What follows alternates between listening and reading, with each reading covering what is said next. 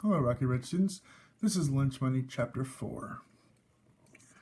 Standing in the cafeteria line, Greg opened his red plastic pencil case. He counted once, and then he counted again, just to be sure. Then he grinned. There was 13 left. Sweet. That means I had sold 17 units. That's what Greg called his comic books. He'd been selling units. And selling 17 units before lunch was a new sales record. Greg's comic books weren't the kind for sale at stores. Regular comic books were sort of tall, also a little floppy. Not Greg's. Greg's comic books were about the size of a credit card, and they could stand up on one end all by themselves. There was only 16 pages long, and they could fit about 50 of them into his pencil case. These comic books were short and sturdy, and that's why they were called Chunky Comics. Greg loved that name. He had chosen it himself. He got to pick the name because he was the author of all the Chunky comic book stories. He had drawn all the pictures too. He was also the designer, the printer, the binder. Plus he was the marketing manager, the advisory director, and the entire sales force. Chunky Comics was a one-kid operation, and that one kid was Greg Keaton. Greg snapped the pencil case shut and grabbed a tray. He took a grilled cheese sandwich and a cup of carrot sticks and then looked over the fruit cocktail cups until he found one with 3 chunks of cherry. He got a chocolate milk from the cooler and then he walked toward his seat. Greg did some mental math. Monday, the first day of Chunky Comics, had gone on sale. He had sold 20 units. Tuesday, 15 units. Wednesday, 18 units. And today, Thursday, he had already sold 17 units before lunch. So that was 62 units since Monday morning. And each book was sold for 25 cents. So,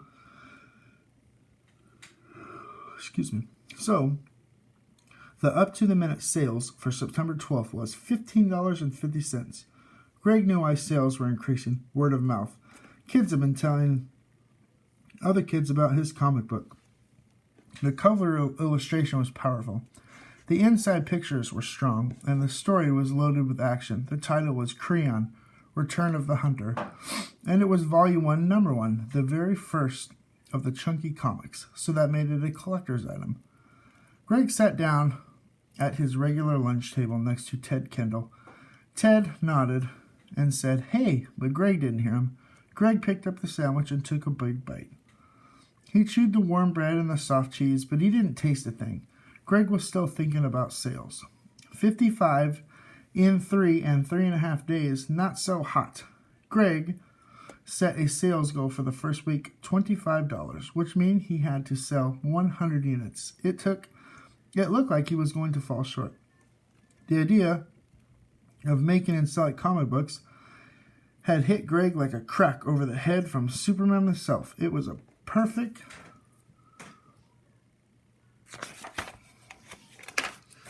sets over candy and gum. Were against school rules, and tiny tours were boring, and also against the rules. But how could he go wrong selling the little books? Schools was all about books and reading. True,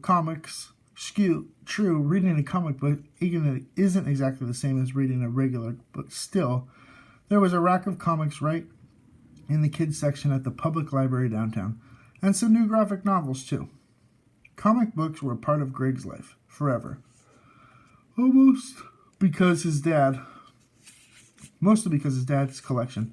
Batman, Superman, The Flash, Spider-Man, Marvel Comics, Uncle Scrooge, and all the Disney comics. His dad's collection filled 3 shelves in the family room, and that was worth over $10,000. Once Greg had shown he knew how to take care of the comic books, he was allowed to read and look at them all he wanted. Greg even bought a few collectibles of his own, mostly new ones that weren't very expensive. It was his love of comic books that was first gotten Greg interested in drawing. Comics had led Greg to books like How to Draw Comic Book Villains, You Can Draw Superheroes, Make Your Own Comic Book Art, and Draw the Monsters We Love to Hate. Back in 3rd grade, he had used his own money to buy Indian ink, dip pens, brushes, and paper at the art supply store, and drawing new comic book characters was one of his favorite things to do when he wasn't making money. The whole summer before 6th grade, Greg had worked towards the launch of the Chunky Comics. From the start, he felt pretty sure he could come up with a story idea, and he knew he would be able to do the drawings. But first, he had to deal with a lot of hows. How does a whole comic book get put together? How big should each one be? How is he going to print them? How much would it cost to make each one? Finally, how much should he charge for the finished comic books, assuming he could actually make some? But one by one, Greg had found the answers. An encyclopedia article had printed books that had helped him a lot. It showed how pages of a book started from one large sheet of paper and it gets folded in half several times. Each time the sheet is folded, the number of pages is doubled. So Greg took a piece of regular letter-sized paper and folded it in half 3 times, the way it showed in the encyclopedia. That's one piece of paper turned into chunky little 16-page book, Chunky Comics. It was so simple, but not really. Greg figured out that making little comic books was a 10-step process. 1. Write a story that can be told on 12 to 14 mini comic book pages. 2. Sketch, draw, ink, and then letter all the 16 mini pages to include the front and back covers. 3. Paste 8 of the mini page drawings into the correct position on a piece of paper to make a master copy 1, a sheet that can be copied again and again. 4. Paste up the other 8 mini articles to make master copy 2. 5. Using a copier, print the image from master copy 1 onto one side of a press sheet, a regular piece of letter-sized paper. Step 6. Print master copy 2 onto the flip side of the press sheet, making an 8-page image on the front and 8 on the back.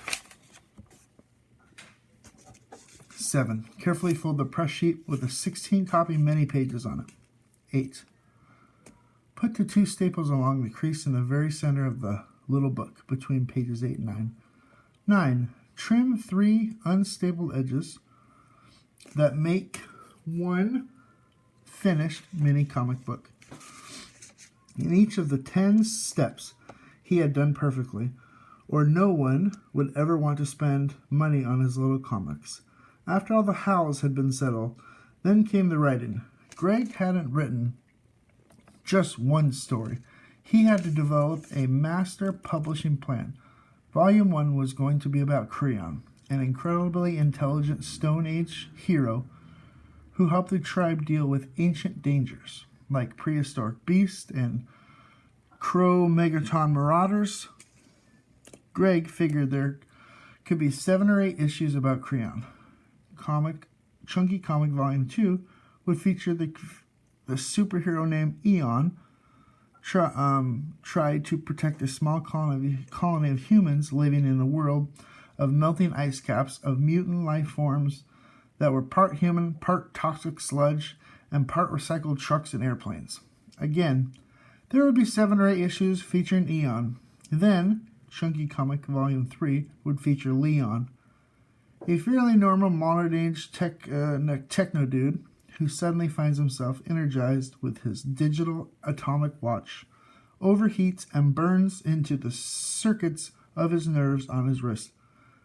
Leon learns that the watch can be set to the future or the past, and 6 or 7 time-traveling adventures of Volume 3 would follow Leon on the past where he would team up with Creon, and then in the future where he would offer his amazing services to Eon. And eventually all 3 characters would have some final episodes together. Creon, Leon, and Eon. Past, present, and future. Once the master plan was set, writing the first Creon story, Return of the Hunter, had been pretty easy for Greg. But the drawing was more difficult than he thought it would be. He had to take a long time to get each small page looking just the way he wanted it. It wasn't like doodling or sketching. These pages had to be good enough to sell. Then both covers and the 14 page inside had to be drawn and inked and placed to make the master copies. Greg tackled his first printing. The copier he had used the copier he used was his dad's, and it was actually part printer that hooked up to the computer in the family room. It was an inkjet printer, plus a scanner, plus a copier, and one of those all-in-one machines. It made copies. I lost my place. It made copies in either black, white, or color. Greg had stuffed about 40 ruined sheets of paper into the recycling bin before he had figured out how to get all 16 images correctly onto the front and the back of one sheet of paper. But finally, he had folded his first perfectly printed sheet, stapled it twice, trimmed the top and the bottom edges, and then, one hot night in the middle of July, Greg stood there in the family room and thumbed through his first copy of his first issue of his very first volume of Chunky Comics. It had been a proud moment. Greg had done some record keeping along with the way. He added up all the time, learned some bad news. It had taken him more than 60 hours to make that very first comic book. But there was good news too, because it took him 2 more hours to print, fold, staple, and trim next 100 copies of Volume 1, Number 1. He had also worked on his drawing skills over the summer. Greg had gotten better and faster too. Plus, he had fun. He had dug all of his old drawing books out, looking for shortcuts and new tips from the pros. Drawing was something he could do at night, so he still got to enjoy his outdoors. Also, do his regular summertime jobs to keep his money coming in. Drawing and inking the pictures for the next 2 comics had only taken him about 20 hours, 9 to 11 hours each. And by the time school began in September, Greg had a master copy pages for the next 2 crayon issues all put together and ready for print. Plus, he had 300 copies of Return of the Hunter printed, folded, stapled, trimmed, and ready to sell. Making the comics books had been fun, but Greg felt sure that selling them was going to be even better. If he kept the price at just $0.25 per issue, the profits were going to be fantastic. He had figured it all out. Ink for the copier was pretty expensive, but Greg had a kit for refilling the cartridges. Altogether, the ink for one comic, plus 1 piece of paper, plus 2 staples, cost him less than 2 cents. So, not counting all his own time, selling one chunky comic book was like turning 2 pennies into $0.25, and that money was going to come rolling in. Digging around in the fruit cocktail on his lunch tray, Greg stabbed one of the cherry pieces with his fork. As he chewed the sweet fruit, Greg reviewed the sales figures again, and then shrugged. $15.50. That's still not terrible. I mean, it is a brand new business. All things considered, Greg decided that Chunky Comics was off to a pretty good start. And before lunch was over, Greg had hired Ted to become his first sales agent for Chunky Comics, offering him a nickel for every 2 copies he sold. So Greg was still hoping to reach the goal of selling 100 units in the first week. But business could be a lot like life, full of unexpected events. 33 minutes later, standing in the hallway next to the music room, Greg and his new company got a shock. There were 2 minutes left before 6th grade course. And Greg was making the most of his time. He had just 2 copies of Return of the Hunter with Roy Jenkins with Ted came up and pressed something into his hand. Greg glanced down at the micro comic that he'd noticed an expression on Ted's face. "What?" he asked. "Something's wrong with this one." Todd nodded and said, "Take a look."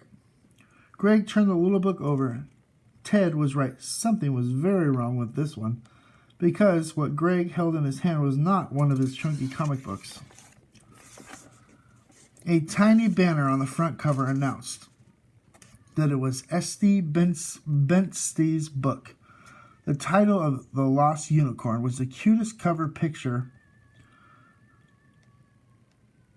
had been printed up with a colored pencil. The deep scowl formed on Greg's face as he realized that he was holding. It was obvious. Some of the kid was trying to cash in on his idea. And who was the person responsible for this? This sneak attack? This giant ripoff? Greg didn't even look.